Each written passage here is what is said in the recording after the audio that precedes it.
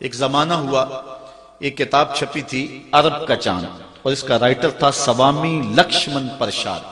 یہ ایک Indian writer ہے جس نے حضور کی سیرت پہ یہ کتاب لکھی۔ کتاب کیا ہے کہ سطروں میں چراغ رکھے ہوئے، 200-250 صفحات پہ مشتمل حضور کی سیرت پر اس نے یہ ایک نایاب نگینے کی صورت میں ایک کتاب پیش کی ہے۔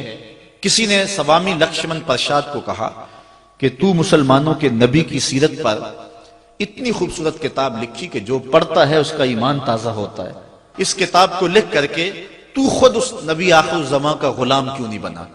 تو سنیے جو سوامی نے جواب دیا، وہ ہماری آنکھیں کھول دینے کے لیے کافی ہے۔ اگر نہ سوچیں تو الگ بات ہے۔ کسی زمانے میں ہمارے اس روڈ پہ ایک گاڑی چلتی تھی، اس کے پیچھے لکھا ہوا تھا عقل نہ ہو تو موجیں موجیں، لیکن اگر عقل ہو تو سوچاں ہی سوچاں۔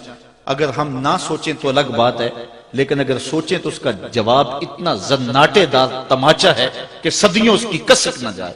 کسی نے پوچھا سوامی تو مسلمانوں کے نبی کی سیرت پر اتنی خوبصورت کتاب لکھی ہے، تو خود اس نبی کا غلام کیوں نہیں بن جاتا؟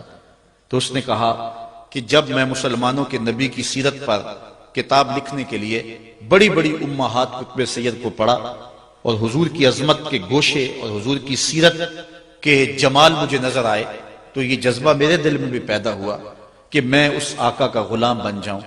لیکن جب میں موجودہ مسلمانوں کے کردار کو دیکھتا ہوں تو میں کہتا ہوں میں ہندو ہی ٹھیک ہوں۔ ہمارا کردار لوگوں کے ایمان کے راستے میں رکاوٹ بنا ہوا۔ ایک وہ زمانہ تھا